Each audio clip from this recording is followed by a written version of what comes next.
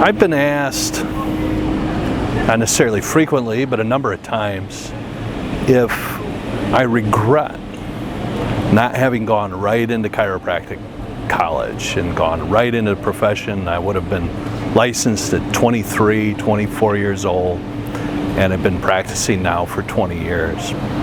Rather than, as I've heard it put, wasted my time on such things as studying philosophy or theater or traveling the world or other odd jobs that I did and freelance writing. And the answer I simply have is no, I don't regret any of that, because I would not be the person, the individual that I am today, nor would I be the doctor that I am today had I not gone and had those experiences.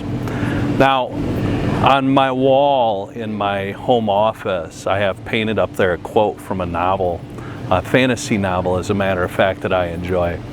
And it says, "Life is experience, and longevity is in the end measured by memory. And those with 1,000 tales to tell have indeed lived longer than any who embrace the mundane." And so I live life by experience, by doing, not simply by reading.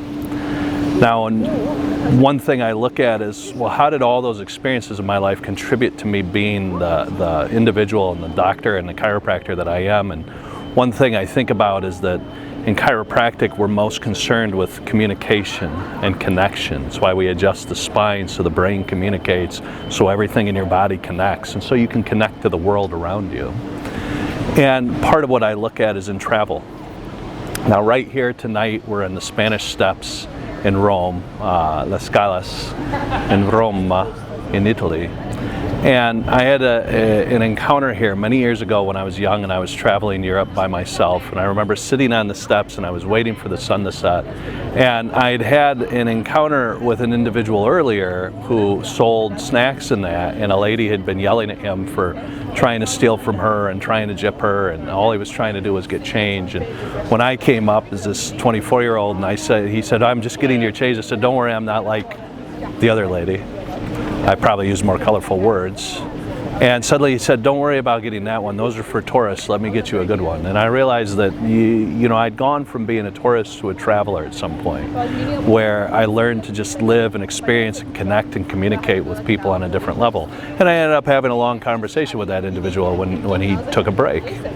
Now, the other fun part I had, where I was sitting there, I was waiting for it, and you could hear fun party and everything going down at the bottom of the steps, where there's always a lot going on, while I waited at the top. And I remember, and I won't repeat all the words, but I remember I saw there was a family that went by behind me, and I was listening to part of the family be excited and the father be really enraged at all the horrible things that were going on. And his exact words I heard were, "Why can't these people be more American?" And the thought struck me when I turned and faced him and I said, "What makes you even travel?" Was there was a desire not to communicate, not to connect. It was sort of simply to go and see and be able to tell people I did that. And I encourage everybody, if you're going to travel, if to your hometown or even to your friends, look at the experience of it that you want to have. Know what you want to take away from it, because life is experience. When I've spoken on longevity, people have talked to me about, how do I live longer? How do I do all this? And I said, if you knew you were going to live to be 150 years old and there's nothing you could do to die earlier, do you want to spend that time old and unable to function in a bed in a nursing home on machines, or do you want to live life right up until that last day? Do you want to have that experience? And I reflect on that here as I come back, as we make new connections, as we communicate with people. It's always fun to be able to learn a few dozen words in the language, and to learn the local dishes, and to find out some of the local places rather than all just the tourist spots. To go in, to be able to really enhance that communication, to be able to really enhance that connection that you can have with other individuals. And that's something that you've got in your body too, where this communicates and connects all of you. And if it's not 100% connected, and it's not connected to the external, it can't connect to the external unless we're functioning 100% on the internal.